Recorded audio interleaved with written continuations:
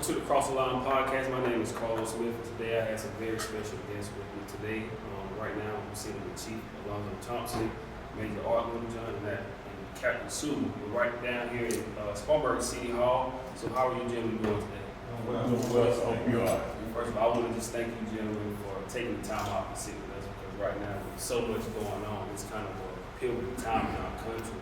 With the killing of George Floyd, it's bothered a lot of people. You gentlemen been having a lot going on with protests and everything. But the first thing I want to know, starting off, was what was your initial reaction when you first saw the video of what happened to George Floyd? Well, I just said second me because I saw a man that died senseless. It's been doing this a long time. And it goes against training that I had entering law enforcement soon to be 36 years ago, and it goes against my training now. Never taught that technique, nor I've been taught that technique that I saw deployed in this Floyd that day. So it was very disturbing. I would even go as far as saying anything, both professionally and as a black man. I was frustrated, angry, all those things. One, because I knew, first and foremost, this gentleman lost his life. And before I say anything else, prayers for the family and all those that are impacted by his loss. And professionally, I was upset about it because I knew that we would be painted with that broad brush and negative brush. Because I truly believe in my heart of hearts that 99% of the people that go out here today in uniform go out trying to do things in the right way, the right time, for the right reasons. But the bad, poor decisions or inappropriate conduct of a few makes a hard job even more difficult. I feel the same way. Been in this line of work for 25 years now. We work hard on trying to establish relationships in our community here in Spartanburg. Do we fall short sometimes? Absolutely. But seeing the video and knowing what was going to come next, black male lost his life, Mr. Floyd, and all of the ramifications from that, how it's going to affect law enforcement, how it's going to affect our community, how it's going to affect his family. We knew this in what we're seeing, and rightfully so. I mean, the protests that are happening, absolutely, we get it, we understand it. We need some reform, we need things brought to the forefront. But it angers us in law enforcement. You mentioned it angered some people. It angered everybody. Everybody who watched that video should have been upset. Everyone should have been upset. But those of us that are in law enforcement, and again, if you want to talk about the race, those of us who are black males in law enforcement, we knew what was going to come next. And we're fighting with that every single day. And it's an internal fight that we have every day when I see those kind of things happen in our community. You know, for me, we often say here at the police department that we're in the life-saving business. That's our motto, we're in the life-saving business, we're about saving lives. And so we see something like that happen, we understand immediately that's going against what we actually believe. And so we know every day that when we have a loss of life, that person belongs to somebody. It's somebody's dad, and we know that now, that it was absolutely somebody's dad, somebody's brother. We know those things, and so we know the hurt and pain that's going to be there. And then at the hands of a law enforcement officer, when we're in a position to protect for somebody to do that. And so we just think about our organization and law enforcement in general as a professional business. And we handle our business professionally. That's why we look a certain way, we act a certain way, not only when we're at work, but we also act a certain way when we're off. And those are things that's instilled in us from the beginning. And we don't let the things do affect us emotionally. And so you say, well, that police officer looked like he didn't have any emotions, he didn't care. We do.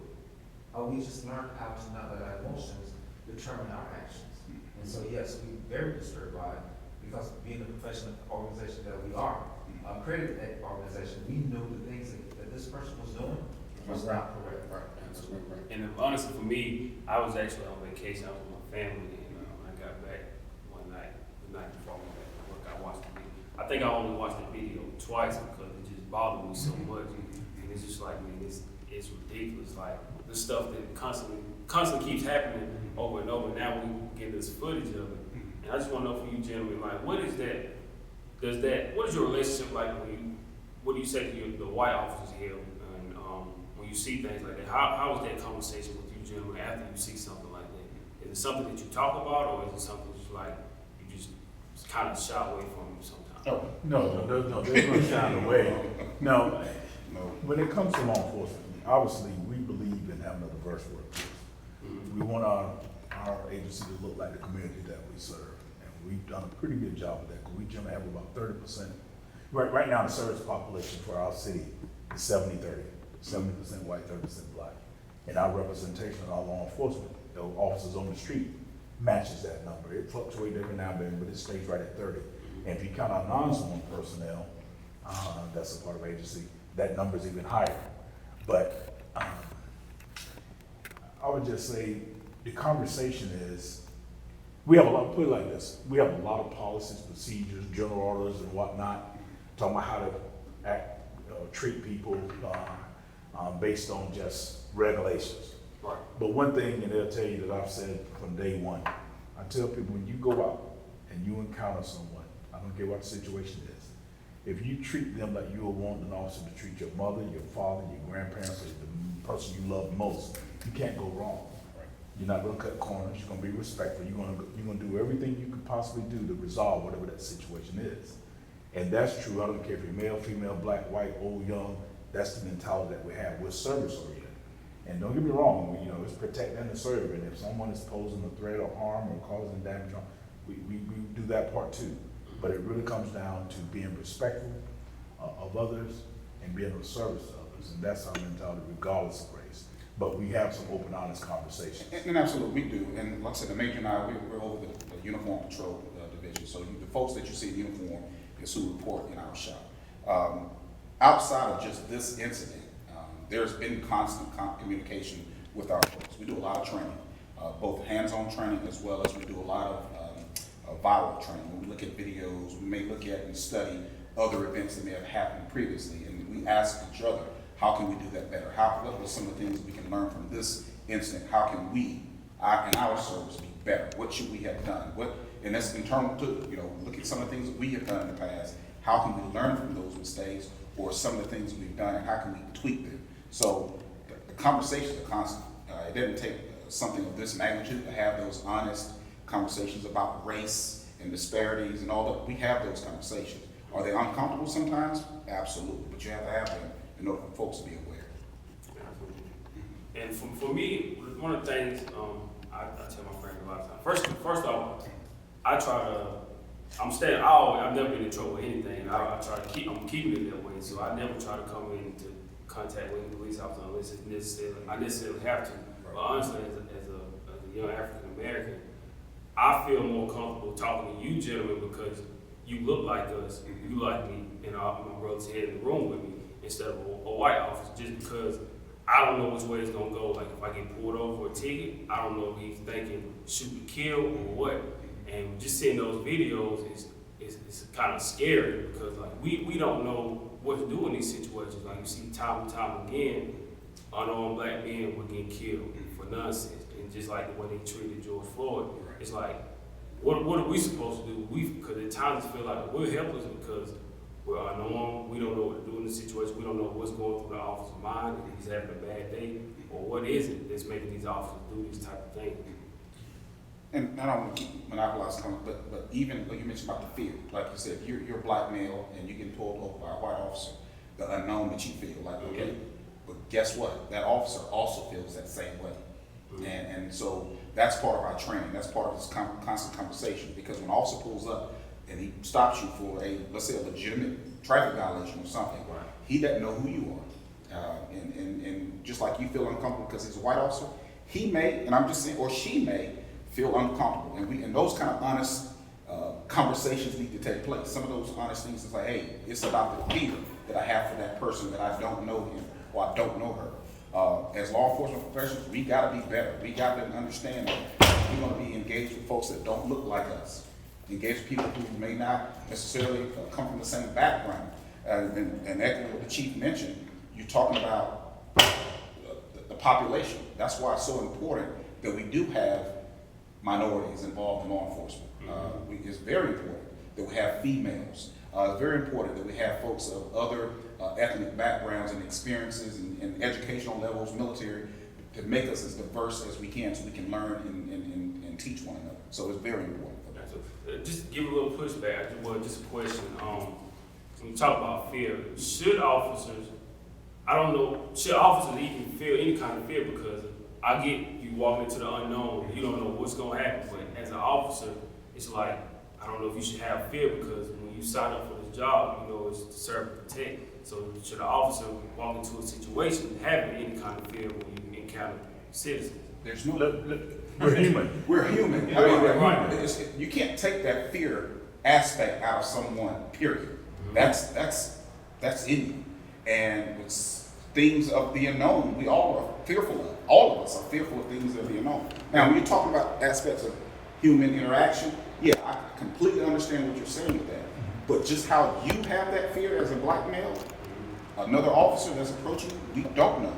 We don't know. And I don't know if fear is always the right word to use in that, but when you have that sense of, I don't know what's going to happen next, or let me tell you, this happened to me here, this happened to me here. And so as we go throughout our careers, we are engaged with a lot of folks over a 15, 20-year period.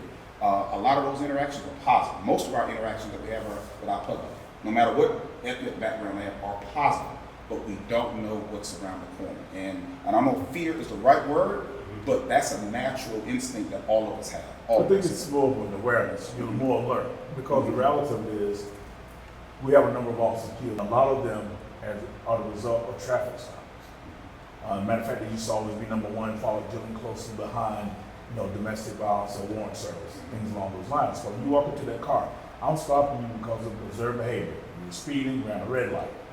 I don't know that person may be riding dirty, or got an outstanding warrant on him, or just robbed the store. So when I'm stopping you because I think you committed a traffic violation. You're thinking I'm on, that the person I'm stopping, they think they know that I'm on to them about what they've just done. Mm-hmm. So we have officers, before they get into the car and say, "May I see your license registration?" They don't call it around to the chest or the head. Mm-hmm. So you become more alert or aware. But again, to your point, I would just say this: we are all hired from the communities which we serve. Everybody comes with baggage. The challenge we have is to make sure that baggage is left at the door and it doesn't interfere with how we interact with other people. But we're still human. We try to hire, and we'll get this, I think you have a question about the hiring process. But we go through great lengths to try to ensure we have people who are more well-rounded, who've been exposed to other people. One of the questions is even asked about your bias. And people that we may interview or do background checks to ask about your bias, or interaction with other people where we can maybe make but again, I won't jump the gun on that question. But that was going to lead right into the next question, to just talking about what's the actual hiring process if you become an officer. But I will say this, you talk about the fear you have, and I know that's a fear a lot of young black men and women, but young black men in particular have. Now, I will say this, my son doesn't have that fear because he has autism. My son is 5'10", 250. He outweighs dad by about 25 pounds, big boy. But if a police tell him to stop or to put his hands up and do something along those lines, he's not going to respond.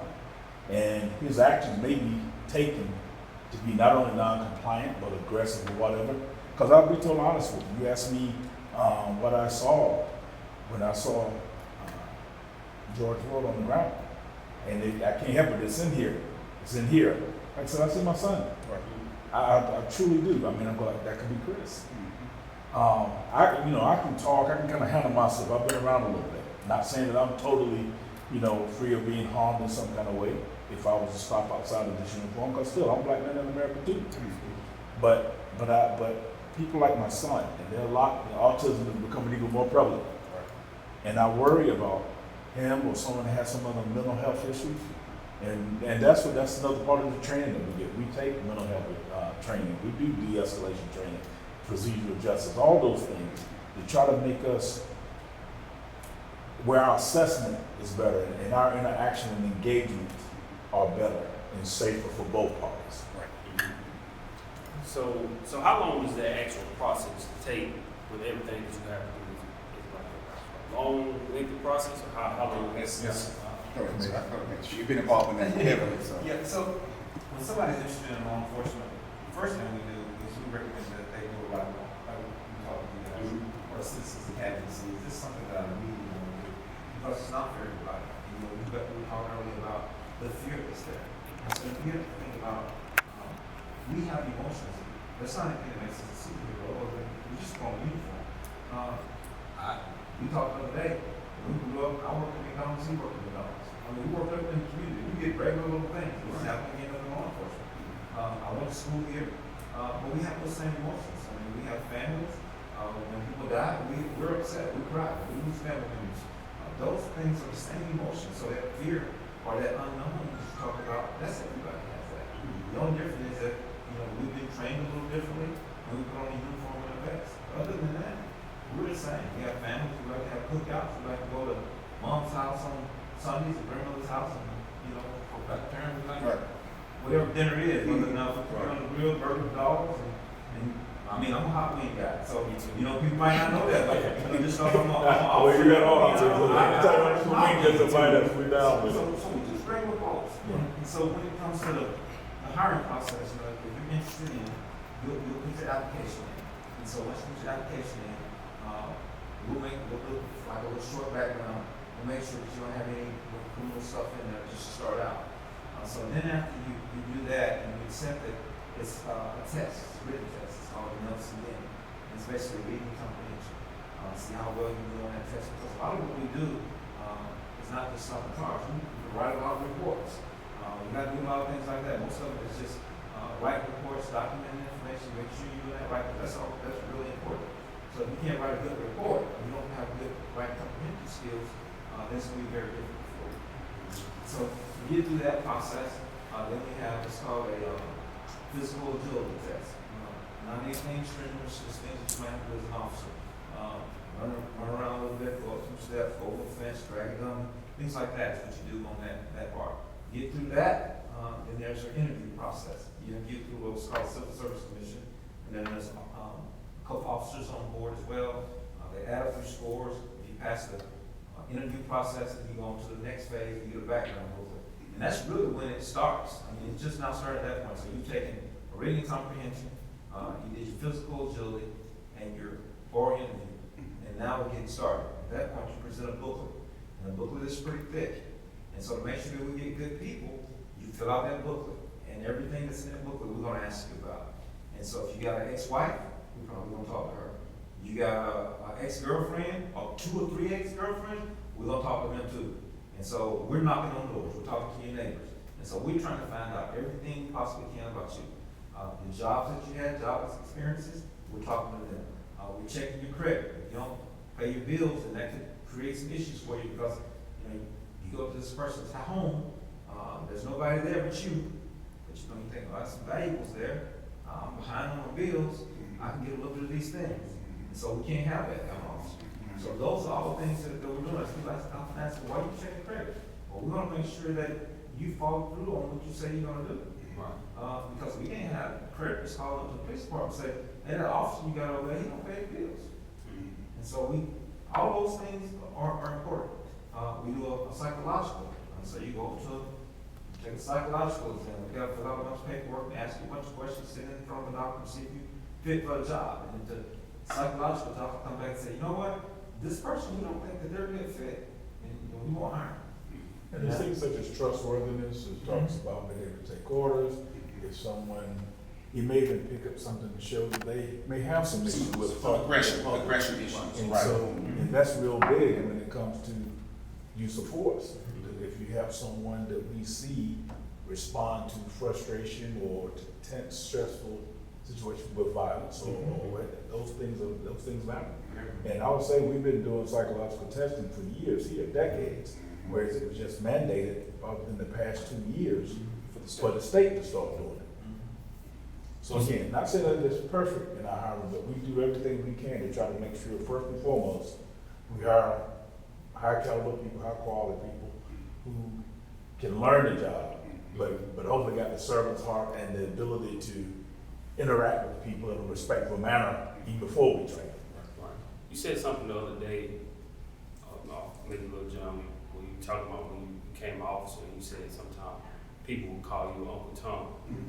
Is that something that bothers you, and you gentlemen as well, you can chime in, is that something that bothers you when you see people call you, say, Cool, Uncle Tom, and stuff like that? I think more than anything, it is hurtful because you were serving the community in which you grew up. Because for me, I never left. I'm serving the community that which I grew up. And so you were trying to make the community better. You responded to a call for service because somebody called for your service. And then you grew up in this community. I went to the same high school that you went to, or your parents went to, or your kids went through. And so, yeah, it can be stressful sometimes, but that's who we are. I mean, it's just names for us. We call all kinds of names. And so you can. We've heard every name. That rolls I off. mean, we've heard every name, but, and matter of fact, I was talking to an officer about an hour ago, and he was a white male. And I said, think about this. Don't let the words or the actions of others change who you are as a person. And I live by that, and sometimes we do get frustrated. You hear those names, the Uncle Tom, but I didn't let that bother me because I knew I was here to provide a service. I was here to protect the community. I was here to serve the community in whatever capacity that may be. And as we have gotten older, and it's not just out here, when I say serve the community, it's not just out here answering calls. Some of us are coaches, we're mentors, we volunteer in different organizations, nonprofits, so we're really ingrained in the community. When I say service, I mean service. It's not just, hey, we answering your calls for service. No, it's other things we're doing. So, I always used to chime back. As again, gotten older, I would chime back with certain people. It's like, what are you doing in the community? Outside of just pointing the fingers at law enforcement, which some of the things that we have done, we need to be called out on, absolutely. But let's talk about some of the things progressively that we can do as a collective, so we can push this community forward. So yeah, the words come our way, but it doesn't bother me like that. And now, especially when I got older, I understand some of the frustrations that folks have. I do. And then I want to tell you about that last piece on the hiring process that I didn't mention was a polygraph. There's a polygraph exam. And people typically tell the truth on the polygraph. They don't get disqualified because they lied on the polygraph. They get disqualified because they told the truth. And they tell the truth about things that they did that they shouldn't have done. And then for those things, a lot of times we can't hire them as an officer. So if you use needles to shoot up drugs, and we can't hire you for that. So or you had and it's even with that, it's not necessarily, I smoked marijuana, right, but I smoked marijuana yesterday before I came here and took the marijuana, right, but I smoked marijuana yesterday before I came here and took the test. Right. Those kind of It's been 2 years yeah, ago. it's been 2 years ago. Yeah, You've had some life experiences. Right. Okay. Now, if you've been doing heroin, whatever, yeah, so it's not like, you can, so many people smoke weed, so you can smoke weed in the past, but you can't say, well, I smoked it last week and then I sold a little bit on the side as well. Right. So we can't have, you see what I'm saying, we can't have it. So you may tell the truth on the polygraph and you get eliminated because of it. Right. And I'll just say this about the day call. I haven't been around here a little bit longer than pretty much anybody in this room. I didn't see anyone that looked like me in uniform until I was in high school. Okay? And even when I got out of high school and went to college and said I was going to get into law enforcement, my family was like, you're going to do what? Because of the historical mistrust, distrust, and even hatred to a certain degree between people who look like me, or my family, and the police.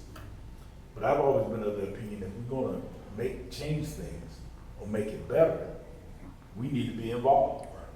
So when I hear people criticize me for what I am, when I know I did it with the intent to help who we are in our society, it's hurtful, but it's okay. I'm still going to do what I do because I think it's important.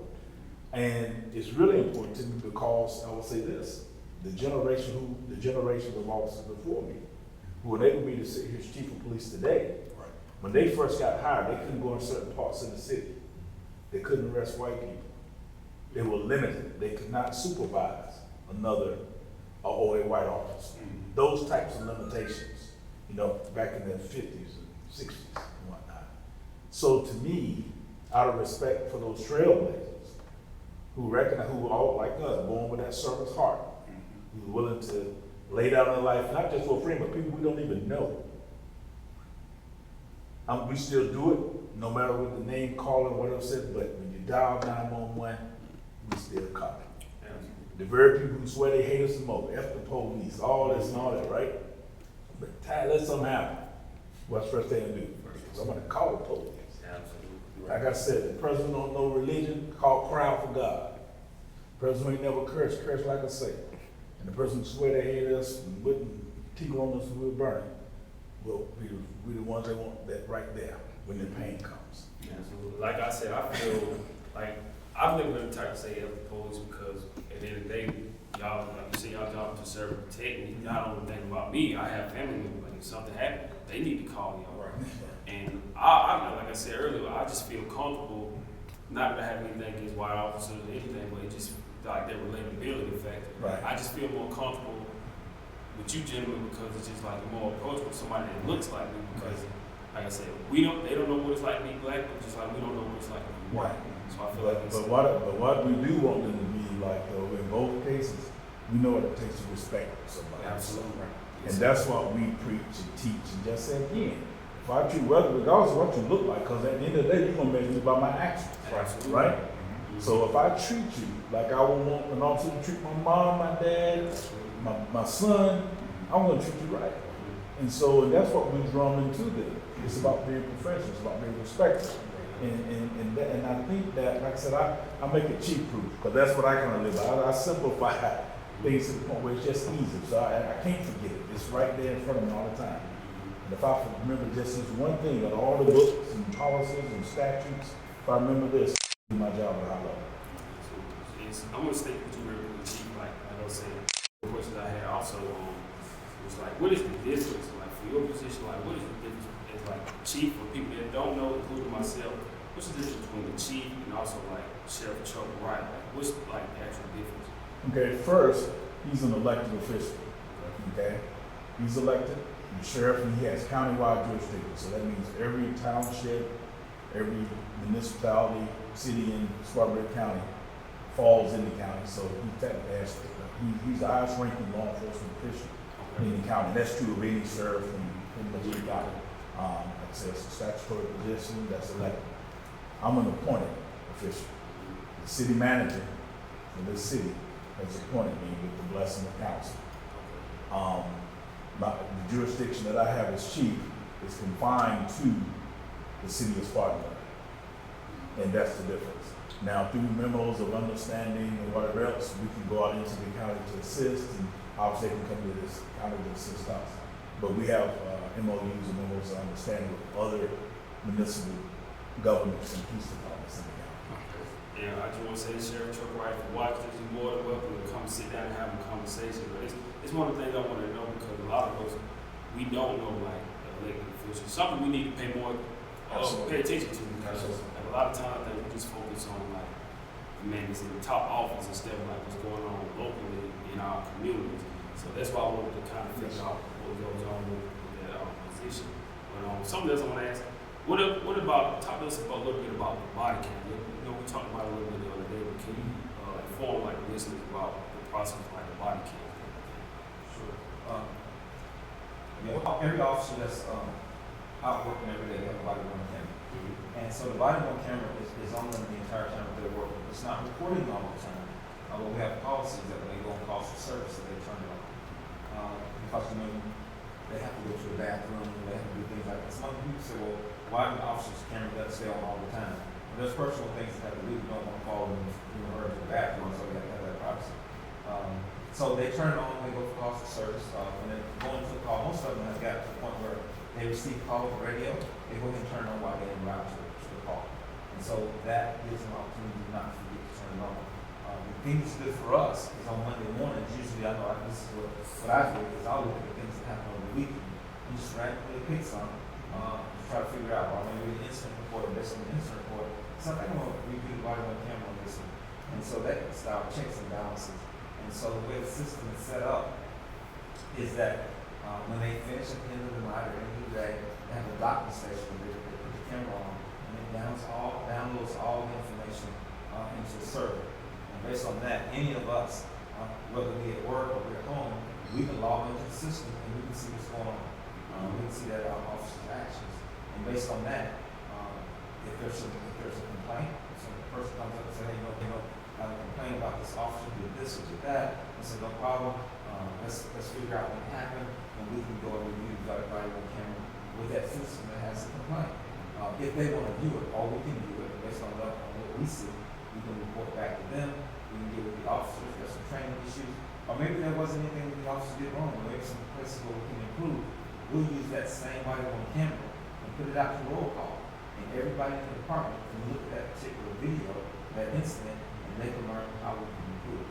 The good thing about that camera system is once it starts, it's recording all the time, but it's not downloading all the time.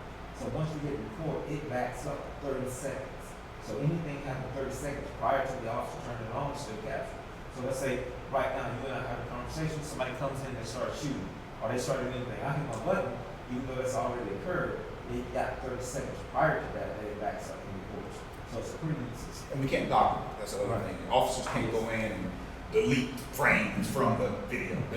The system is set up, well, I'll say this, the system that we currently utilize, you cannot do that. And so it's uploaded, there's a separate entity who has that, and it's stored. And so, and it's available to us when we need to retrieve that information back.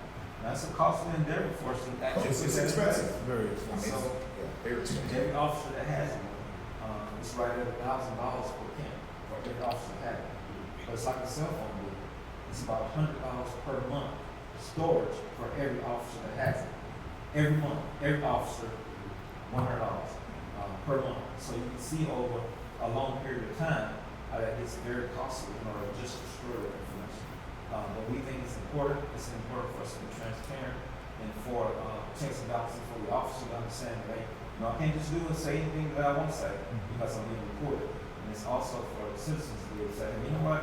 The Spartanburg Police Department, they're doing it right. If I have some issues, we can go back to the Now, y'all, a lot of times, sometimes we see footage from incidents, and sometimes we don't. Y'all obligated to release this footage, or is it just like up to like how do y'all decide what goes out? Well, normally if it's someone who was directly involved in an incident, they have right to see the footage, or FOIA requests are made for the footage. But as far as just having it live streamed and sent out on a regular basis, we do not. But it can be requested before. And the reason being is if you're involved in an incident, you can request to see it, but anybody can't just come and say, hey, I want to see somebody's video. I say, well, your neighbor said, I don't want you to see what I have. I have a mess in my house. Why are you entitled to see what happened in my house? And so there's some safety things that There's some privacy things that are as well. Yeah, and then sometimes there's children involved that just happen to be there, and so we can't put people's children's faces out there. Now, if it's an incident that we know that needs to go out, the public needs to see, we may release it ourselves in order to be transparent. And the other reason is it would be very difficult if we had to give every video out, because every person that's not involved, we have to back their face out. Or every child that's not involved, we have to back their face out. So those are the kind of things we probably have to hire a full-time editing team in order to do that. And we have redaction capability, but if we did that for every video that we take, it would be labor intensive. And I guess I asked that because also I want to get back to the murder of George Floyd. Like, Yes, sir. they, I guess like if it makes national news, I guess they feel like they're obligated to like release the footage so people can actually see. Even though we seen plenty today what happened, Right. I guess they wanted us to see it from like the officer's point of view and whatnot. I guess that's why it's like why they want to release that footage. Well, once that video is out there, in my opinion, we have a situation such as that happened in Minneapolis. It's in your best judgment out there to get as much information out and be as transparent as possible. Because that doesn't change. That video doesn't. Now, there may be some other things that we learned through our investigation, but as soon as certain information can get out, you don't want to do anything that's going to jeopardize anyone's privacy, their safety, or just going to hamper or hinder the investigation in some kind of way. But you have to balance that with trying to get as much information out to the public as possible, because we know that a lot of times that gap or that void is filled with misinformation, sometimes whether it's good, bad, and indifferent. So I think it's wise that when we can, to share as much as we can up front. but we generally do that, for a case of that magnitude, you probably gonna do that consultation with those who are investigating, this case is gonna be an outside entity. So the other day when we spoke, I believe it was Officer Charlton, they was charged with third-degree murder, then it was upgraded to second-degree murder. Right. How do you feel like, was that enough, do you think, or should it be more than that?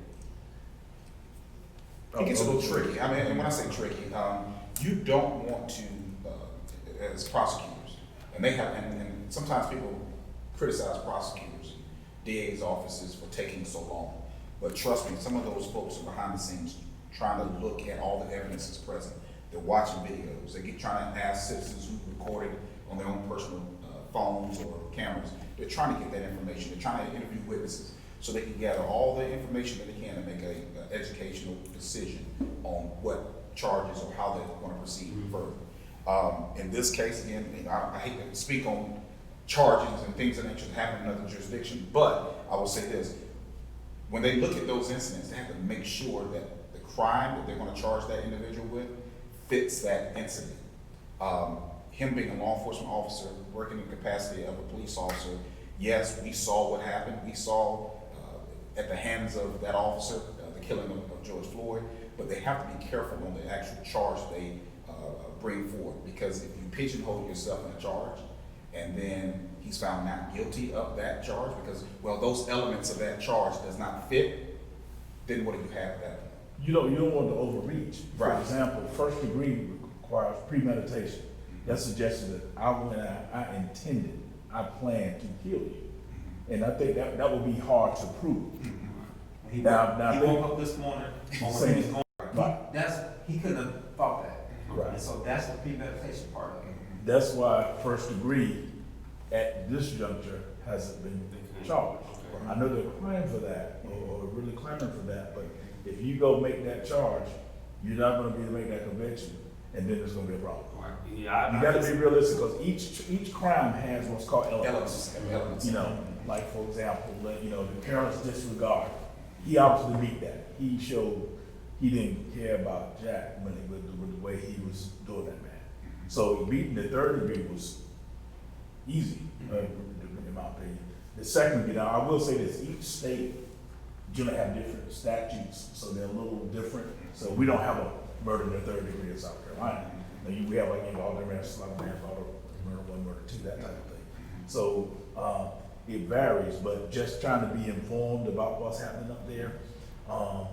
They went up to 2, but they threw another thing in there, another charge which will make it a little more, I think say easier to convict, but where you satisfy the elements, called felony murder rule. Say I went to beat someone up, but I didn't mean to kill him. But during the course of me beating them up, I punched the person falls, bust their head on the concrete, dies. Or I break into the house. I don't mean to kill anybody in the house, but I did mean to go in there and break into the house. But in the course of me breaking into the house, the homeowner sees me, I scuffle with him again. On my way out, I do something, I end up killing him. It wasn't my intent initially, but he's killed nonetheless. But there's a thing called a felony murder rule, which means if you were committing a felonious crime and someone died as a result of doing that commission of that crime, you can be charged, and it carries a stiff penalty.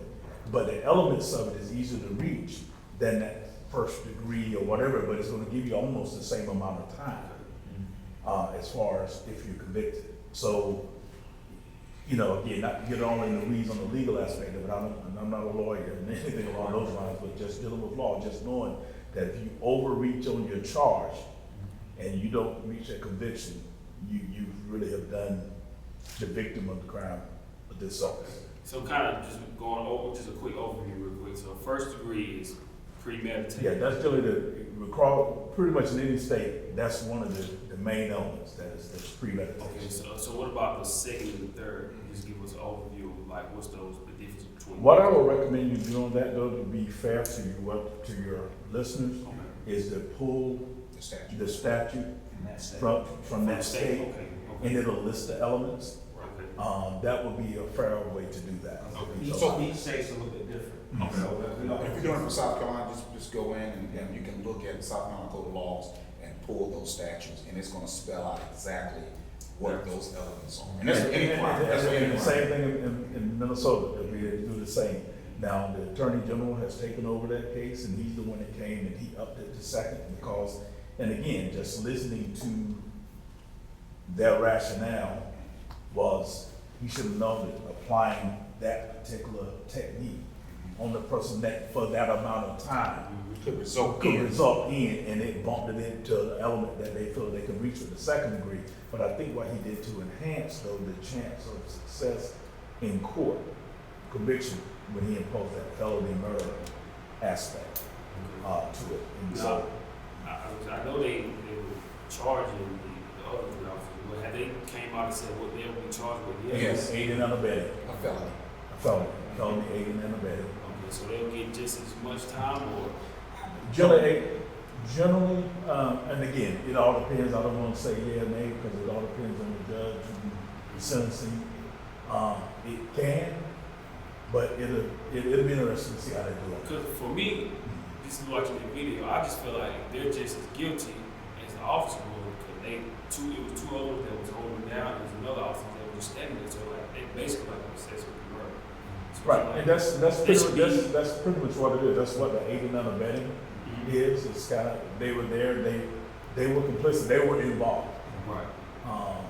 And so, and kind of going back to that federal murder rule we were talking about, they were there all apprehending him, using force on him, and unfortunately he passed, and now they all recover. They all have some responsibility. But I would be, I don't think we can say they're gonna get the same amount of time he gets. I cannot say that. And I think it's really important to understand that when it does go to trial, it's a lot of people that's listening to the jury. The jury will be made up of different people. And each side is going to be fighting their part. Right. And so it only takes one or two not to agree Oh, yeah. for the determined sentence. And so I think we have to be real careful when we talk about being make the right charge. Because if there's a doubt and we did make the right charge, can you imagine how upset America is going to be if people get off? And so they're thinking now, we have to do this right because we need a conviction. We have to have a conviction because people feel like justice wasn't served if they mess up a little bit. And so even though we saw that, the prosecutors, they don't have all the information right, if they can mess up on one little thing, what makes one of those jurors doubt that they're making the right decision, and then there's not a conviction. And it goes back, I know your question about, everybody saw it, it took so long. But that's exactly what I was trying to get to, is like, they have to make sure that they have their ducks in a row, lack of a better term, but they gotta make sure that everything is right in their investigation in order to bring forth those charges. And I know everybody want everything quick, we live in a microwave society, we want everything now, and we did see it, but the determinations, they were done quickly, I can understand that. The charges, based, to be told honestly, they came relatively fast, no overall scheme of things. But now they got to go slow to go fast. They got to take their time to make sure, doing their investigation, they're dotting all the I's, crossing all their T's, because as both my colleagues suggested, if you go in there and this person get up on the technicality because there was something that was not done, that is tough. The two things is, in any investigation, you want to bring truth or fact to the forefront, to where something can be proved beyond a reasonable doubt. Okay, and that standard is pretty consistent, right, across the board.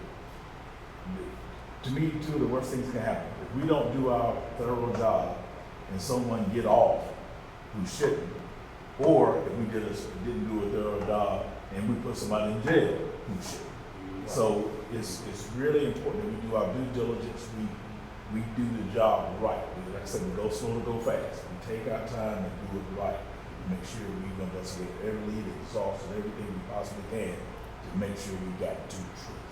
That's why I'm always kind of shaky, because I'm like, even though we see them playing this day, it's like we see time and time again where unarmed black men are killed, and then officers end up walking away scot-free with nothing happening. And for me, I'm like, I just feel like, I don't know why, it's like, hopefully he deserves to get charged.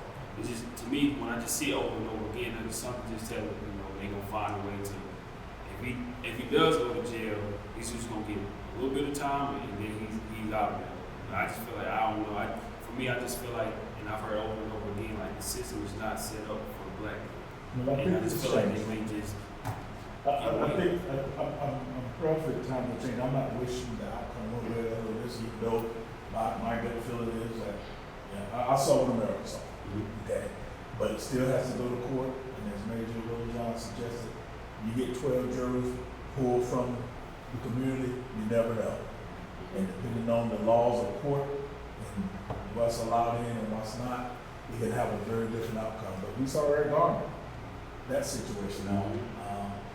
The technique that was employed in that case was still within their policy, and still within, and this person he was exonerated, he was charged, but he was being found not guilty. But that was tough, even though we saw the video. Right. So I would say I think the videos are important, and I think they've helped get convictions. For example, I would say, and I'll say in South Carolina, which I was proud to say, situation out in Charleston, North Charleston. The gentleman shot him back 5 or 6 times. It's caught on video. Now, if it would just been his story, they'd have been fighting over the taser and the gun, and he shot him. But no, we know that wasn't true. The man was running away, wasn't posing a threat of danger to him, and he shot him in the back multiple times. That officer was terminated, he was charged and convicted, and he was given a substantial amount of time. And the Garner case. I'm sorry, not the Garner case. Scott. Yeah, the Scott case. So I would just say this. There has been more accountability late, even though more is needed on our part. But I started to tell you probably 50 years ago, 70 years ago. Now, as a citizen, I asked you gentlemen this the other day. It's hard to watch this stuff. So just a scenario. Just say we see somebody, this man almost died on the ground. And we just decide, this is too much. We see it too much. We just want to step in, and we just, just try to easily remove the officer. Or we have to just push them off. What happens to the person who tries to step in and break it up? I would just say you have to be careful. And I heard a person here say, "Officer, he's having trouble breathing. He's trying to warn him."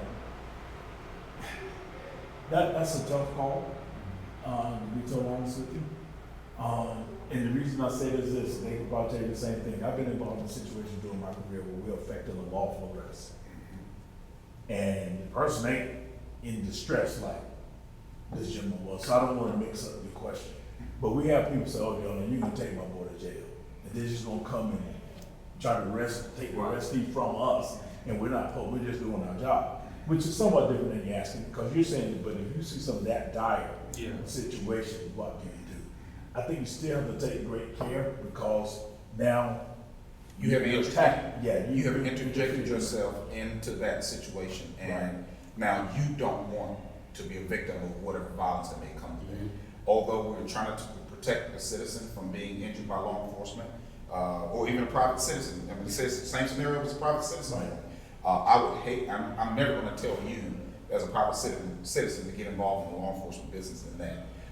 What that female did was what I suggest folks do. Record it. Ask, plead. But that is a tough situation. That's a tough question. That's tough. I mean, that's really tough.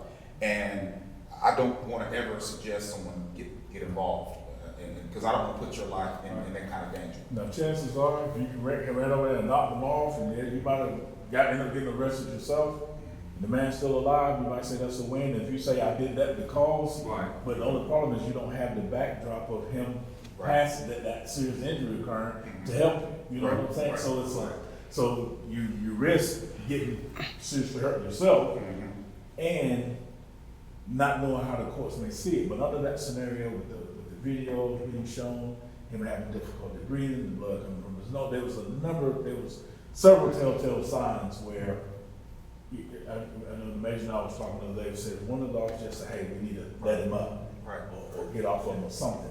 But they just didn't hear it. I don't understand why. We still don't understand why, after he was secured in the handcuffs, why he wasn't put in the car. I mean, we're not there, and it's hard, you don't want to second guess, but what we were able to see from what has been put out today is really. And you talked about what we say to our officers. We talked about this several times, and one of the things I brought up to them is, if you look, the police car's right there. The police car's right there, you can see the picture. All they have to do is put them in the police car. Yeah. And so hopefully that conversation with our officers, they'll know to do that same thing. Mhm. They'll notice, okay, this person is handcuffed, let's go ahead and do that. Now back to your question that you was asking, one of the other things you do is, they were videotaping it. You could also call 911. You could also call 911 and say, hey, this is what's happening, this is what these officers are doing, send your supervisor out. Yes. So those are some of the things that you can do. I would suggest those more than getting involved and getting yourself hurt. I would get on the phone, I would call 911 and say, this is what's happening. And by explaining that, you're gonna get other officers coming, and hopefully those other officers say, hey, look here. But that's the thing, these officers, they're supposed to be doing their job. They do. Take- But that's where you have supervisor oversight. For whatever reason, they done got locked in. Don't know why, but to the mayor's point, boom, you sitting there, 3 minutes into this thing, you see this man suffering, right? You call. Most of us will get to a scene in a relatively short time. Might have got there just soon enough to where this man doesn't Or that pass. supervisor on the radio He says, says, hey, what you got going on over there? right. Does that make that Does officer that say, hey? make him think about what's You happening? see what I'm saying? I'm on the way over there. I just got a call from a citizen. What's going on over there? I'll be there in a minute. Right. Because all of us are supervisors. We'll get on the radio and we'll say, hey, I'm out there. What you got? Right. You know? It's just like he had something, maybe a personal vendetta or But something. see, stuff like But you that. can't prove it, You can't though. prove it. That's Right, tough. you The can't. only thing we know is about that conduct and action, which I'm proud to say that Spartanburg Police Chief came out, boom, just like that. That was wrong. That is not what we do. That is not who we are. I was very proud of that fact. And we talk to our officers a lot about Yeah, don't make it personal. yeah, I mean, people do all kinds of stuff about us, but it's not personal. yeah. Like you and I were in an argument, and you said, well, you know, Major Littlejohn, I'm not doing that, da da da da da. I said, Carlos, this piece of paper right here is a warning. We need to take care of this. How you gonna take care of it, Carlos? I'm not mad at you. I didn't sign this one, Carlos. They did it over at the court. The other guy that you got an argument with last week, he had this one signed. You need to take care of it. How you gonna take care of it, Carlos? You see what I'm saying? We having a conversation. I say, Carlos, look, me and you can handle this. But if you don't, then Carlos, I'm gonna have to call some backup. And if I don't have enough backup, I'm gonna call the sheriff's office. Then I'm calling highway patrol. Carlos, we need to take care of this paperwork. Wouldn't it be easier just for me to take care of this? Right. You see what I'm saying? I'm having a conversation with you opposed to saying, no, you gonna do what I tell you to do because I got this warrant. Me and Carlos, we had a conversation. And this piece of paper right here says, I need to do my job. What's your name on this warrant? How you gonna take care of it? You see that? Right. And that's the way we train our officers to have conversation with people. Mhm. Now, I can't say about other police departments. Right. I'm just telling you about the Spartanburg Police Department. That's the beauty of having a diverse workforce. Mhm. Because not only are we involved with the hiring, which is extremely important, and the training, but the oversight work, Mhm. and the teaching, and the reminding, and making sure different perspectives and our experiences held at the table. That's the value, and I would just put in this plug, and I'll say it again. So if you know anybody who wants a career in law enforcement, send them my way. We want women, people of color, please come on, because it makes us better as an organization and as a community. You said yourself, and I would never be one to say I'm going to just put all white officers in the white neighborhood, black officers, black neighborhood, whatever. But having diverse, to me, when I see an agency that is diverse, it lets me know they're progressive minded, they're open, that there are thoughts and different opinions at the table. So I feel there will be a sense of fairness, or at least will be heard in that agency. But I expect, regardless of who the officer is, as I mentioned before, to show you respect and apply the laws of our land in a fair and equitable manner. It doesn't matter. Absolutely. I want to get to the protest part of everything. Okay. It's been about a week and a half now. I know, I believe the funeral was today, but people are still protesting because, of course, we want justice. And, one of the things, for some reason, the narrative always gets changed when African Americans, when we see violence against us, and then we want to protest. And we always hear, this is not the time, this is not the way to do it. So I want to know from you, gentlemen, point of view. Of course, I have him on my t-shirt, Colin Kaepernick. He started this a few years ago. And first of all, just to break it down, he sat peacefully, and then Army Green Beret Nate Boyer told him, instead of sitting down, kneel and give sign of respect. Right. So then they still said disrespecting the flag. They had the changes. So now that people are protesting, there was a riot and things and I hate the fact that they were, burning down these buildings and tearing up these buildings and looting. But when we tried to do it peacefully, nothing got done. So now that we took it another way, not just us, just people in general started looting and everything. Now they're getting attention. But what would you generally say is like the proper way to protest? Because we did it peacefully, it didn't work. So now that people are taking it to their own hands, now it's like. But I gotta disagree with you. Yeah. You say because we're burning and we looting now we're getting attention. We've done that before. Mm-hmm. We've looted before. Right. We looted in California, Watts riots. I think you mentioned, we talked about this, it happened 30, 40 years ago. The Rodney King incident, we looted, we tore up our neighborhoods during that time. So I don't necessarily agree that looting is helping. What looting and destruction of your neighborhood is doing is getting away from what the issue itself is. Right. And that's the death of George Floyd. Now we're turning the cameras to, this building is burning, or they're busting out this window. And look at what our African American kids are doing, our African American, I think by doing that, is doing a disservice to what the actual cause should be. And it's talking about reform, it's talking about change. And like I said, I'm not naive to think that things in law enforcement profession is perfect, absolutely not. We have some missteps here within our agency. So that's why it's always good to keep training and always talking to officers and having that honest and open dialogue. So when you talk about protests, I don't think the destruction of your own neighborhood. No, I don't. No, that's what I'm saying. What I'm saying, what we're seeing is folks are tearing up their cities in hopes of what? And people are saying because we won't change. But what are you changing at this point? What are you changing? You're causing more destruction. So let's get back to the protests. We've had several protests here in the city, almost daily.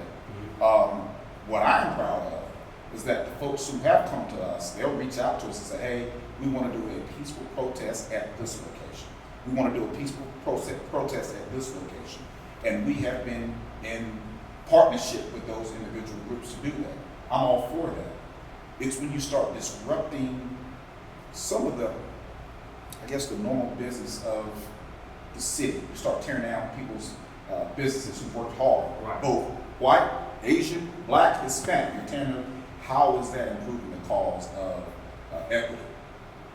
When you're tearing down your local businesses or what have you. So I just disagree with that. So Chief can talk about some of that. Well, I would just say, we understand, again, personally, professionally and personally, Right. the anger, the frustration, Yes. the hostility, all that. The right to protest, I'm for it. Matter of fact, I will walk with any group who's protesting this incident right now. I would glad that I would be at the front of the line, arm in arm with anyone who wants to do that. But I cannot, to the captain's point, say that the destruction of property and harming other people. For example, if we had a few little skirmishes here in the city, unfortunately, where some people trying to come through the roadway who were not engaged, who were not being negative, but who had people jumping on the cars and throwing their cars, that's counterproductive. Because now I got to thread the needle between protecting your constitutional right to peacefully assemble and protest your government, your grievance. Okay? That's what the Constitution says. They don't say you go burn up stuff and beat up other folk because you're mad. I mean, so I get it. I think, to me, the real attention of this is the sheer number and the coordinated consistency is what's driving this, not the looting and the burning. Because like I said, in the protest group, you just got those people who are really committed to the cause. You got your rubber rounds who just say, hey, this city is so front, those who go and join. And then you got the criminal, they ain't do one of these. They're going to take advantage to do things that they should be doing. But that ain't about the cause, it's about just tearing stuff up. It's about stealing, it's about looting. Why is breaking into the pump store, stealing watches and clothes and stuff got to do? Now, true, don't get me wrong, if you ain't had stuff, and this is, I mean, some of it is controlled, some of it is just a want, because you haven't had, I get this, there's all kind of underlying dynamics like that. But I'm going to tell you, and I'm glad to see the young people leading this group, because I think that's powerful, because Dr. King and all them, they were young. But they learned also from the old heads. And what we found out back then is the pocketbook, the wallet. Think about it. Think about all the businesses now who are coming out, speaking out, because they know we spend a lot of money. Don't make a whole lot of money, we spend a lot of money. So you hit the pocket. That's why the boycotts worked back in the day. Okay? So the cities worked back in the day. Now we don't have had a city problem anymore, but the money piece still is extremely powerful. So I would just say that protesting is good. I'm all about it. We understand it. We will march with you. But what we can't do is allow other innocent people have their rights infringed upon at the same time and have them being damaged. Think about it. Say if another group was out protesting that didn't look like us. Your mom, your dad riding through downtown. And somebody start rocking their car. Start trying to pull them out the car. How would that make you feel? Oh, I absolutely would like it. Yeah. See what I'm saying? We have a little touch of that, and we're better than that. We really are. But I'm telling you, it's the number, the coordinated effort, the voice, because we got to transit to the point. What we tap on the street ain't going to change none of the laws. What we got to do is get into, there's committees in your local area. You got to get, first off, voting. I'm telling you, register to vote, then go vote. Go find out what committees on your city council that pertains to whether it's citizen review board, public safety committee, civil service. Get involved directly. Instead of having things done to us, get involved and do for ourselves. So I get up and say about it now. Now, just touch just a little bit about that point. We talk about law enforcement, we talk about serve and protect. We don't get to choose who we serve and protect. We protect everybody. So if you're doing something that's tearing up somebody else's business, you pull somebody out of the car, regardless of who they are, or whatever your protest is, you can change the dynamics of who you want protesting. If there's innocent people involved that's being hurt, we still have to do to protect everybody. We can't pick and choose. And so that's what we struggle with. Yeah, we want you to protest, but we also have to protect innocent folks from being hurt. I didn't want it to sound like I'm okay with. No. We just take It just felt like, and I was born in '92, so I'm not sure Rodney King was like right around that time. But for me, it just felt like we just were so voiceless for so long. But now it's like we felt like this was our last resort. Like this is what we had to do for them to finally start making a change. Right. And unfortunately, I hate that people are losing their business and things like that. But it's like, what else are we supposed to do if you don't want to help us create change? And it seems like sometimes when we protest and we do these things, it's like it starts pushing the envelope for them to, charge these officers and different things like that. That's kind of what I was. Right. I understand that, but I still think the thing that really made a difference here is the video though. Much like the church bombing when the girls were killed back in the day down in Alabama. Yeah. And when the mother of Emmett Till, which on TV, left his casket over so they can see, and it made the tragedy real. That to me, seeing that man basically slowly executed, calling for his dead mama, plus the sheer number of people all across this country constantly coming, that to me is the game changer. Seeing that, just like I said, I was seeing my son. There's a lot of folks that saw that children. Okay, and so I'm not saying that the violence that have played. Some people say we're going to do something because we're going to protect our stuff, but it ain't the real change. It can create some superficial, short-term lip service type stuff, but the real change. Think about this, the whole civil rights movement was about what? Getting us the right to vote, equal protection of law, where we want to be subject to redlining and housing discrimination and all this. So we got to make sure that we do one of the main things that all of Our ancestors protests did, because they realized that was the most important too. Not on the land, not being able to read, not being able to get all that stuff, but one of the main things that kept us from enjoying full citizenship was the right to vote. Like I said, the first thing was in the pocket. The second thing that caused movement to get us to where we're not. Trust me, things are much better than now when I was born. I went to segregated schools. I went to the color bathroom and the color walking out. Okay? The thing that changed me, we had them in the pocketbook, but when we finally got that Voting Rights Act passed, and we went to the polls, we started voting people who were more progressive minded and did things more to our benefit. That But cannot stop. that can't stop. If anything, you do more. Don't lose, we can't lose the ground we gained by the efforts made by those. But what happens now, though, we got to take the torches. Okay, how do we advance that ball further? And right now, I think, again, that's the sheer volume, the diversity of the group, the folks of the group, and just like we're tired of being tired, I really do see, I feel something different about this. Absolutely. And I surely hope so, because like I said, I ain't got long on there, but my children do. Right. And you do. And I want things better for you. That's why I say I'm willing to lock arm in arm with anybody. Hey, I don't want anybody to come here and tear us forward. We're trying, when you see somebody trying to do something right, be part of that, build on it, and hopefully other people, but that's how we bring about the change. Yes, sir. But, but anyway. I want another part of the protest. I want to, if you just touch on it as much as you can. I don't know how much you can talk about it, but last week when everything was going on, the president tweeted this, and I wrote it down. These thugs, put that in all caps, dishonoring the memory of George Floyd, and I won't let that happen. Just spoke to Governor Tim Walz and told him that the military is with him all the way. Any difficulty, and we will assume control. But when the looting starts, the shooting starts. Can y'all talk about that? What do you think about the president saying something like this? I will say this. There have been a lot of irresponsible statements, non-productive statements made at the federal, state level, maybe even local, but definitely at the federal level. And I don't think it was appropriate.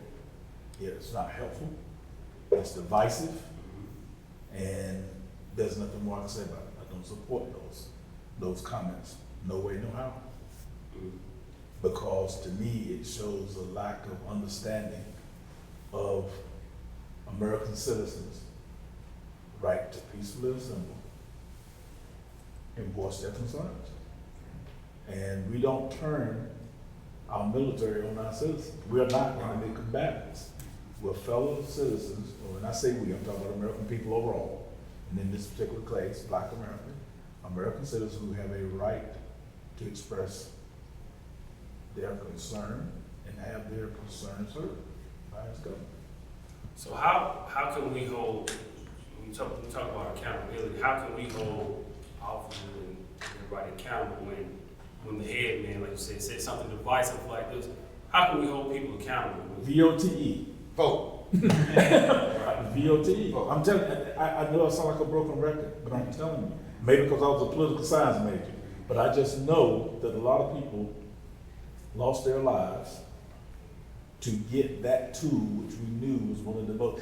Think about it. Jim Crow, voter suppression way back when, it's still happening now. So we can't be discouraged. I don't care how many steps it takes to get registered and to go vote. We got to do it. And I'm glad you mentioned that, because that's what I was going to say. Voter registration is important. The same energy that folks in our community have now about the death of George Floyd, we need to have that same energy in a couple months or even prior to that, because we need to get out. And if you want to hold protests, or want to hold demonstrations or events, let's hold voter registration events as well. By no means are we saying forget about this other, but in conjunction with, while we have this energy, while we have these people out wanting to do something, let's make sure all these folks that walk in the streets or on the side of the road, these signs, make sure those folks have voter registration cards. Make sure they understand where they're supposed to go vote. Make sure they know who the candidates are on the ballots. Make sure they know the dates. If they don't have a ride, put your neighbor in the car with you and y'all go together. So those are some of the things we need to do as well. Yeah, those are part of the next steps. Right. Now, part of this, going forward, there's going to be some criminal justice reform, I feel, some national standards and some review of some use of force issues. But that's just one piece. Again, the original racism, institutionalized systemic racism, isn't just criminal justice. That's what's at the forefront now, and as it should be. But still, the housing, the education, the health, all of that still is just as important. So this energy, again, we got to take this energy that we have now and this commitment and put it into what's going to actually make the change. And I'm telling you, voting and having elected people who are sending a different message from the one you just read, that's more inclusive, that's hearing their constituents and willing to do something about it. And also people like yourself. I want y'all to run, I want you to learn wherever you live. See how you can actively engage in your community and help shape it. Lend your voice to it. whether you run for city council, or you sit on the public safety board, or you just, you need a nonprofit, something that works with the city, some kind of way. And what y'all have right now, you can go talk to the mayor or the council folks in there, and while you're just like talking to us now, you can share, they can learn from you, and you can learn from them. But that's what helps makes the change. But you gotta get the audience, you gotta get, like I said, You got a platform. You got a platform. You got a Like I platform. said, y'all have, you got more power than you realize. And we love to have these conversations because it's so important, and that's why we do this. I got a few more questions. Did you want to? I did want to say one thing, that I wanted to slip out. Loot to shoot, irresponsible. No doubt. The reason why I say that is you have some professional police departments. You have a lot of police departments, but you also have police departments that have one officer or two officers, and I hire, you know, I told you about our hiring process. Well, I'm just gonna hire my brother's cousin. I'm not doing the background checks. You have a small police departments that are doing those kind of things. You say, what can we do to have change? Require police officers, police departments that have professional hiring processes, to go through a process, to have policies, have accreditation standards. Those are the kind of things that make a difference. And then that statement that says, loot, we shoot, officers know that's not even something that you do. We don't even, that's not even, would even follow the deadly force situation.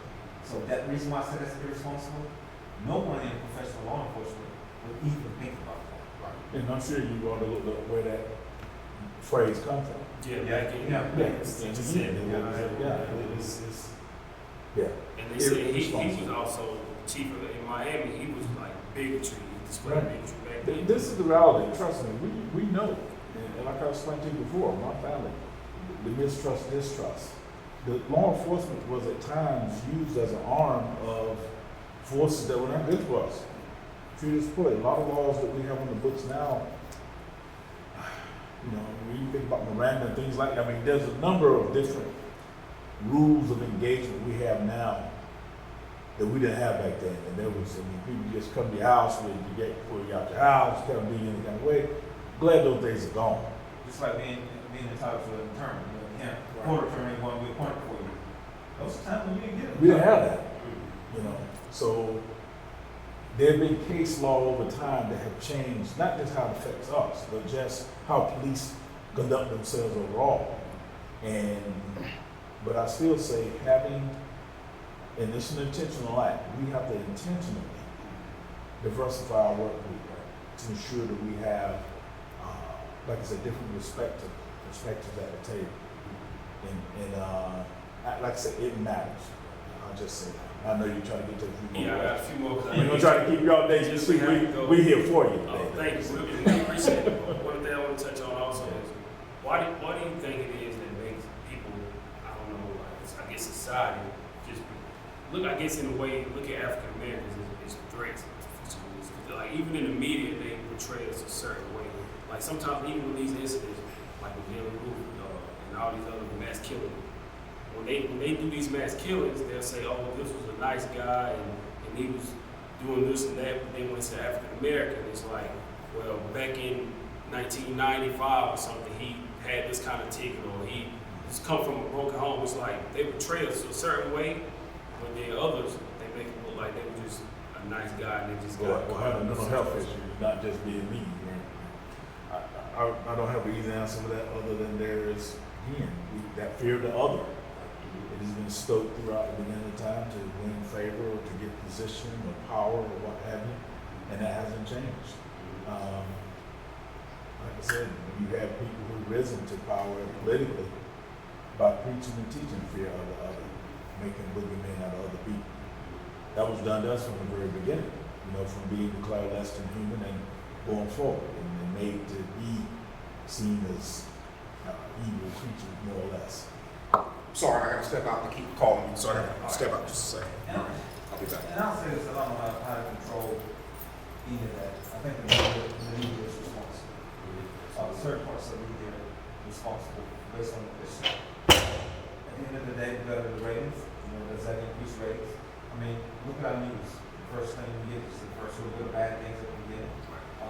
And it's not just, I think, African American community, I think it's whatever is shocking on. You know, I'm on both sides of it. Like the chief says, I'm in uniform and I'm black.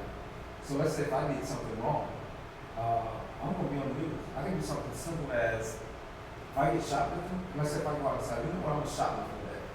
I'm gonna be on the front page of the news, right? Somebody else will go and shoplift, they might not even put them on the news, not even hear about it. And so I think the media, whatever their agenda is, that increases ratings, I think that's part of the problem. A lot of the things that we see, you're talking about, as we talk about the incident that happened with Mr. Floyd, it's shown over and over. And one of the things that you see is the riot, is the movement. You see it over and over. But also, there's been a whole lot of peaceful protests. I'm saying that's the thing, and I'm glad you said that, because the myth is, I mean, myth is perpetrated, but if you keep saying something over and over again, and showing something over and over again, you start believing that something's true.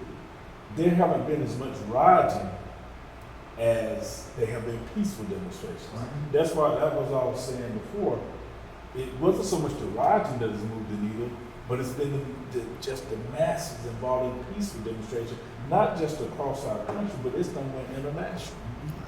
And I think that, well, I remember my teacher broadcasting in upstate, he told us all the time, he said, if it bleeds, it bleeds. That's it. If there's something bad that's going on, they'll talk about that first. And it just seems like, and that's how I feel like for us African Americans, they just view us, they paint this picture of us as just these awful human beings, like all we do is wrong. It's like, if just one or two of us do something wrong, then it paints a picture that all black people are this way. But see, we get painted twice. We get painted as police and as black men.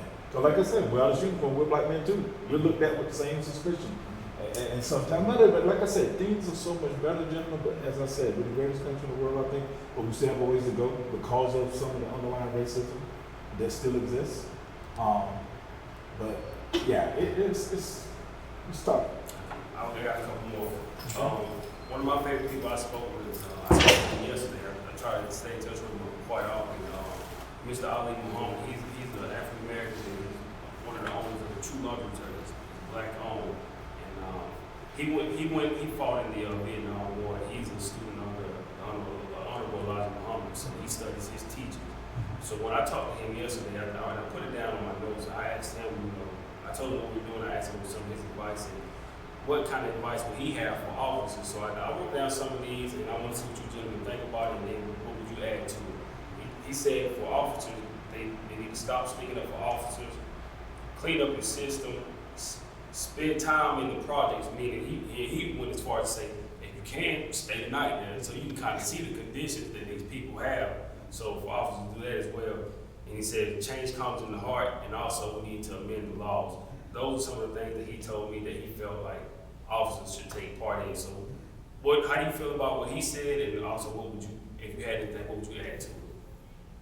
Now, when you say amend the laws, what specific? Well, he just said, I guess he was saying collectively, we just need to go amend the laws, because he always tells us, the system was not designed for a black man. It's not, he said that's why they build prisons. It's a business to keep us incarcerated. He said they will look at how many of us dropped out of school and say we need to build more prison systems. So he was basically saying we need to amend these laws, just overall. Well, I have a problem with that because that's where the change comes. There are some things that need to be changed legislatively to help advance our cause. Even that's our cause, our country's cause, or reaching this ideal where everyone can, life will pursue the happiness to the extent possible, maximize your efforts, your talents and ability. Because right now that is limited, that's hampered by some bad laws. So I agree with that. Now the part about staying all night in the community, our folks are heavily engaged, as we mentioned before. It ain't so much, I guess, spending the night, but being involved in volunteers and mentoring, coaching. Everyone around this table, we do that. Boys, like I said, chairing Boys and Girls Club, and my kids. We're involved, and we encourage our people involved. As command staff, we try to lead by example. But there was one other thing you said that I thought. You said change comes in the heart. Don't stick up for the officers. Speaking of for the officers, that was the big one I was going to say. this is one of the few times that I can recall, as I said before, where most of the time, because of the investigation, it used to be kind of a thing, it wasn't so much about sticking up for officers. I mean, even though we did, now there would be times, I can tell you, we circle the wagons and try to fend in defensively.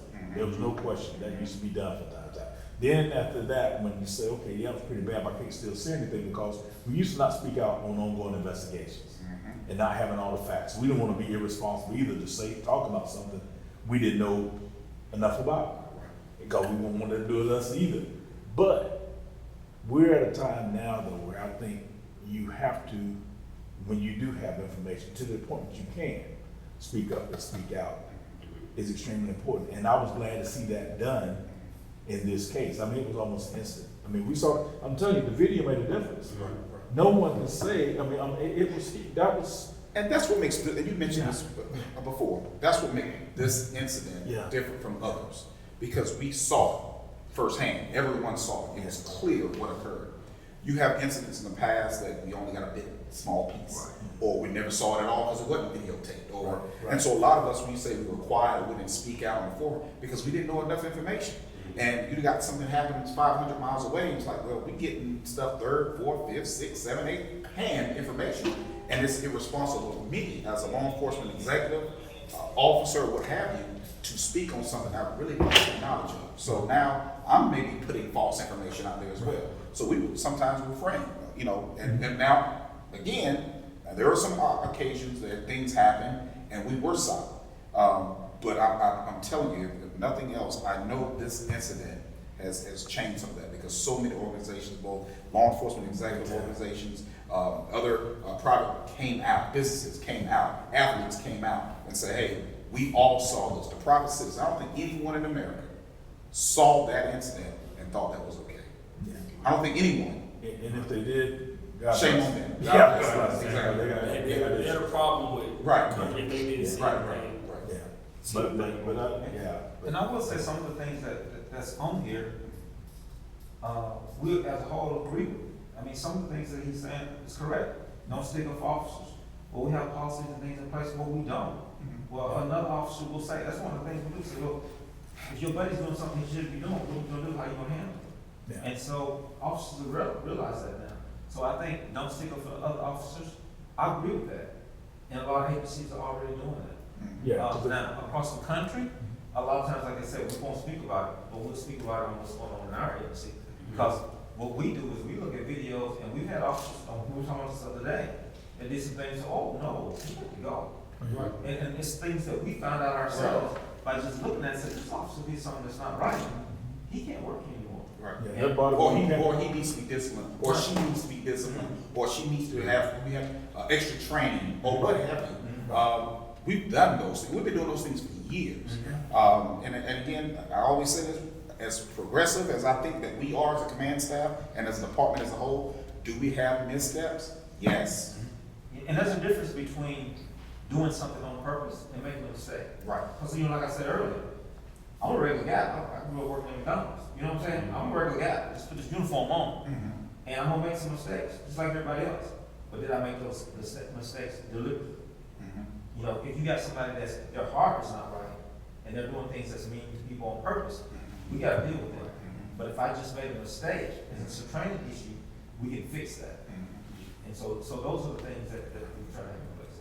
It's to the point of not sticking up for them. I think it's important for you, Jim, when you see things to speak out, because at the same time, it's still putting your life in danger as well. Because like what happened there in Minnesota, now they look at it, people. Some people like like we say, F the police, they think all cops are bad. That's not the case. So I feel like it's important then to speak out, because something like that can happen here, or it can happen anywhere, and they just blame everybody for it. So that's why I feel like it's important. Yeah, but that's what we're doing now. I mean, unfortunately, that's what we're dealing with now as law enforcement officers, professionals here in Spartanburg, in the state of South Carolina. We're dealing with the brunt of what happened, like I mentioned before, miles and miles away, because it tarnishes our profession.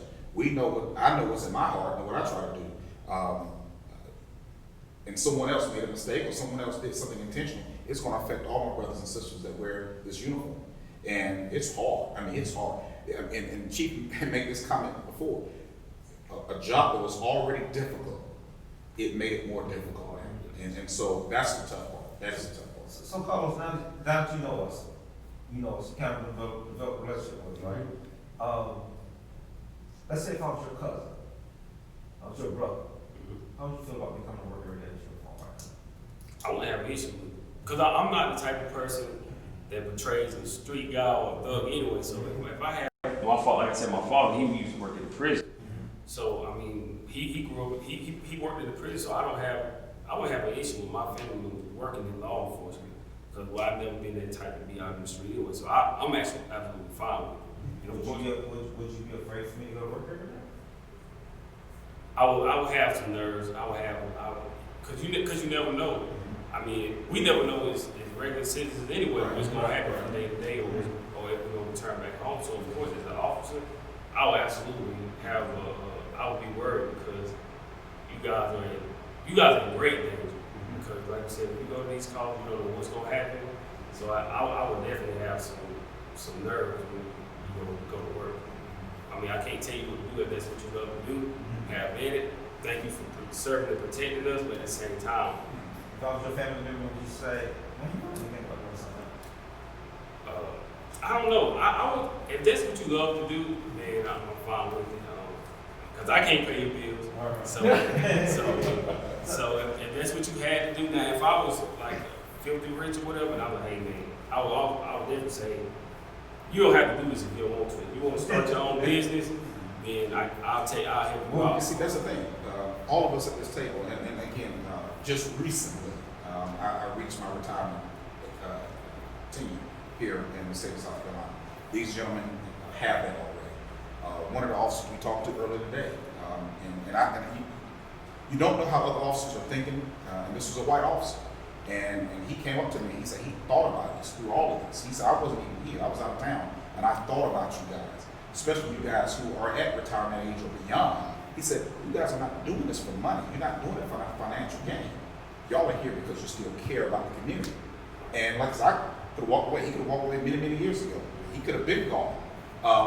And so, but that's not why we're here. We're here because we still want to have a positive impact on folks internally here at the department, but also externally to say, hey, we're still doing a mentoring. We're still working. We still want to be a guide for those children that are lost at this point. Because I don't want them to be in that number of the prisons. Like, hey, by the age of such and such, and you drop out, guess what? We're going to start doing the statistics of how many prisons. We don't want that. So back to Mr. Muhammad, excuse me. Some of the things we can do is encourage folks not to drop out of school. Let's start working on that. Let's start working about doing some education. Let's encouraging our kids, hey, I know it looks grim and it looks polite. You may think it's off, but we gotta stay in school. We gotta get education. And not only just get your high school diploma, let's go get a trade. You know, let's get a 2-year degree. If you don't want to go to 4 years school, get a 2-year degree. Let's start working on those things so we can get folks in the workforce and being productive citizens. So you don't have to feel you got to rob, steal, drugs, or just walking around aimlessly and doing those things. And I'm not saying all our kids are doing that, but some folks don't feel like they have a choice because of their conditions, because of where they live. Let's encourage, hey, stay in school because it's better. You can live a better life. You can live a better life. And what he's saying right now, that's what we do. We got the communities doing that. And I think about, I think he says, spend time in the project. That's why I grew up. I mean, you know, I know about it. I still have family there. But not to say they don't, but it's a little bit easier because, like I said, you're African American officer, and that's your environment, as opposed, I guess in the sense you said maybe white officers, then you go spend more time with them. That way, they have an idea of what's going on because for us, okay, you say one of these bad neighborhoods, our antennas are already up, so we go there, we're already cautious for one of them that may not grow up in that environment. They may be thinking shoot to kill just off the rip because this is a bad neighborhood. So he was saying, you know, let them spend some time and let them get a relationship with the community because it has to be twofold. That has to be twofold. So we do have officers, white males and females, that work in those areas that you mentioned. Now, it's not enough for them to be working in those areas. They have to engage with those citizens. Right. But the most important, they can't engage by themselves. Those citizens have to be open to, a white officer, as you mentioned the first thing you said, you feel more comfortable with us. Okay, now let's switch the gate. Let's say there's 3 white males here or a white female here. Is the conversation going to be the same? What we're encouraging, say, our officers be open to conversations, and what we want to encourage our citizens to be open to those same conversations with the officers. I can't do it on my own as an officer. I can't talk to myself. I need you to welcome me in your home. And we want those positive encounters too. We want to engage people. For example, nights, the weather's getting warm, people sitting out playing. We tell them to get out of the car. Go talk to folks. We're not serving a warrant and involved in an investigation or writing a ticket. You try to establish a relationship. Develop some trust. Develop some dialogue that will hopefully lead to a trusting relationship. And that is really important. We have That some we do that. officers do that. Like we got Officer Lee Raines. I'll tell you what, he's off. I mean, he's taking people to work. I mean, his personal car. So we got some And folks officers. that don't look like him. Right. Yeah. So we got some officers doing that. But like what they're saying, it's different. Like say, I can go in the neighborhood and I say, "Hey girl, what you cooking?" You know what I'm saying? I can say that, but they probably couldn't say it. Right. So what you cooking? Let me have some of that. What you cooking today? And you know they're gonna laugh at it. You know what I mean? It's just the environment is different. So they're in a hard position. But like we the got chief some- said, something to learn. they can do it. But like the chief said, the bottom line is you treat people like you want them to treat them. And I said I think that goes a long way. Even if you don't have the relationship from the beginning, I think at the end of the day you have to still treat people the way you want them to treat them. I think that's key also. Like I said, for me, like encountering with police officers, like I'm not gonna just. I have respect for everybody, but like if I see a police officer, I'm gonna speak and I'm gonna keep going. It's just that fact of okay, you see somebody that looks like you feel like they're more relatable. So okay, you just said more ease. I think it's just natural. And that's understandable. More at ease. So this is my final question though. For a solution, what would you generally say? One of the things I feel like personally, I think when we see these kind of crimes, I think the penalties definitely need to be severe. You take anybody's life, you definitely should automatically, if you're guilty of it, it's something we seen clearly on footage, I think you have to spend life in prison. You take somebody's life, you should definitely automatically spend life in prison because no matter what, even though we say no justice, no peace, to me, it'll never be any justice because, like, their daughter, she'll never get to see her father. They'll never get to see their husband, brother, cousin. So anything that no matter how long they get sentenced, to me, it'll never be enough. So I would say I'm all for even if pensions, that retirement, anything that those officers were supposed to get, I'm all for giving to the victim's family. Anything like that because they'll never see him again. So what would you generally say, like, would be kind of like a solution to try to put a stop to the killing of unarmed men, black men? Well, I'll just say this, it all comes down to accountability. We're gonna accept responsibility for actually did bad and different. But it goes back to what we've been saying from the beginning too. You got to hire the right people. Have to do a thorough background check to the extent that you can. But even after that, you're still gonna have people make poor decisions or some bad actors will slip through. Even though 99% of us, as I said, I think come do right, that 1% do us in. But the oversight, our supervisors, and us being here, and then I'll defer to my colleagues to finish it out. But I'm still here because I want to make sure this next generation of officers understand this philosophy that we have. Because I don't want to go back to when it was detached, where we just come in, paying serve wants, whatever, and then leave. We want it to be still this community-based, community-oriented, relationship-building ordeal. So to stay here, try to give them the experience of our years, our expertise, and encouragement to train them up the way they should go when they be ready to take our place, that to me is so important. I think, as he's mentioned, sports training, and I've kind of touched on this before. I think we have to have a standard across the country where all police departments are doing it the same way in a professional way. It won't matter if 99% of us are doing it correct. If there's 1% that's still continuing making us feel bad and shooting the unarmed black guy. So it won't matter if everybody's doing it right, and you still have 1% that's not. So you have to get the entire country running a professional police department. That's going to be the answer. And I will say this, go back to the accountability piece. Beforehand, years past, people weren't held accountable for bad conduct. But now I think we're in a position at a point in America where we are holding more and more officers accountable. And they are being sanctioned. And I think that that will help on that end, because we will, unfortunately, no matter what, we'll have some other bad actions. But we hope that it's diminished because of the national standards. The hiring, for example, the psychological testing. Some of the things that we're doing now to try to ensure you're not getting someone who you already know has an aggressive attitude, and you know, if you can screen some of that out even before you even bring them and put them in the uniform, that would be a big benefit to us. I think more departments. I think we're already moving in the right direction. I mean, absolutely we are. You know, and I know too, and I don't want to misspeak.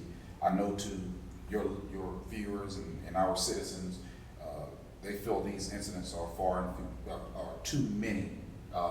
They're coming around too many times. Anytime one person loses their life at the hands of law enforcement is unjustified. It's too many. It's one too many. I want to remind folks that there are thousands and thousands of interactions between law enforcement and citizens. White males, black males, and you name it. And folks go home at the end of the day. Unfortunately, these incidents are horrific. They happen, and folks, like Chief mentioned, I hope these folks are held accountable for their actions. My solution is not necessarily on the back end, you know, as far as the convictions. You know, the solution should be on the front end. The front end. How can we prevent those things from happening? That's where the solution lies here, not on the other side. Reduce that number. Yeah, prevent or reduce it. Yeah. Whoever goes in, I don't think they're going to ever go away. Unfortunately, they're never going to go away. But we need to do our best, both with training. Well, back to the Chief said, with selecting those individuals to get into our profession, with the kind of training that we're giving our officers, making available to our officers, but that concentrate. But also interactions with our public, opinions from our public on what they can see us and how they want us to police, how they want us to be in their communities. Right. We have to have that open dialogue with our citizens and say, hey, how are we doing? And we try to do that. We do the surveys. We have events. We send emails out. We try to have that. Hey, tell us how we're doing. You're right along. You know, we do the right alongs. We Citizens Academy. We open our department up, and I'm sure a lot of departments are doing that. We're opening it up so folks can come in and see all the processes that are inside our agency. So they have those questions that you have answered. And so we have to continue to do that, and we can't be shielded and behind those blinds and say, hey, don't look at us, don't come in our building. Or same thing with you as a citizen, hey, don't come in my house. This has to be a collective effort. And I think also just acknowledging that this is an issue, like I love to see when during these protests, it's not just black people doing it, it's white people as well. I think now that they've seen something like this, it's like now that everybody's in this together, and not just as black people, just people of all colors. Yeah, I think just everybody acknowledging it is really gonna help. Right. But it can't stop. Right. And I'm not necessarily talking about the protest can't stop, but the acknowledgement can't stop that folks that look like us have been treated unfairly for decades and decades and decades. Folks have to be, it's hot right now. I mean, the topic is there. Right. It's in the hour. Yeah, but it can't go away next week or 2 weeks from now, or a month from now. Folks got to continue to understand that there's an issue. We have to do better. And then our brothers and sisters that may not look like us, they have to continue to acknowledge and say, hey, what can we do to make it better? So again, it ain't just us. The onus is not just on African Americans. The onus is on all of us to make this better. And not when it's just convenient when it's in the news. In the news, exactly. Yeah, I mean, they have to acknowledge it, and it is encouraging to see like the owners of Ben and Jerry's and Chick-fil-A and several other businesses come out very strongly and acknowledging the white privilege, and willing to use their power to assist in bringing about the change. The fact that they're acknowledging the wrongdoing, they realize that their brothers and sisters as part of America who are sick and tired of being sick and tired because the changes have not occurred today. And also just with acknowledging, I still feel like just putting out a statement is still not enough though. Like I still want to see you gotta have action. I agree. Because anybody can just put out these, you have PR people that can just put out these statements and say we're all supporting, and then after that, like you said, everything dies down. And it goes back to this energy being sustained. Sustainability is key. You got to stay there. You get no waste tires, as old Rich used to say. You got to stay at it, stay focused. But it starts with engagement right now. I agree to it. It's all, I ain't gonna say it's beyond dialogue. We always got to talk, but that dialogue at some point has to translate into action. You guys, I got one more thing. I need to thank a few people. Do y'all have anything else you want to touch on before we get out of here? I would just say this again. There may be others who desire to protest and get their frustration or to show their support for Mr. Floyd. I ask that they do so peacefully. We respect the right to protest. We'll protest with you. We gladly will march and walk with you. We stand with you. We're not the other. We're not the enemy. We are public service and we're here to serve you and protect you. And I just, again, anyone come to Spartanburg, just come by, shop, let us know, and we can get this done peacefully and make a difference. All right, well, thank you, gentlemen. I appreciate your time. Thank you for this session. It's something we definitely needed, like I was saying, because if we don't have these conversations, like, how can we bridge that gap? So I want to thank you, gentlemen, for taking the time. I know it's been a lengthy interview, but I really appreciate you, gentlemen. Also, I want to thank a few people. Thank you, Miss Charlene Davis from Charlene's Own Cooking. Thank you, Ben Hall from Big Ben's Desserts. Dr. Keisha Holland from the Village Market Down in Atlanta. Dr. Martez Brixton from Premier Pharmacy in Charlotte, North Carolina. Also, Marcus Burnett, HEB-TV in Atlanta, Georgia. And also Dr. Nika White, who does great work with diversity and inclusion, or Dr. Nika White Consulting Agency. So thank you, everybody, for tuning in. Hope you learned something from this interview. Until next time, keep chasing dreams. It's Across the Line Podcast. Thank you for listening.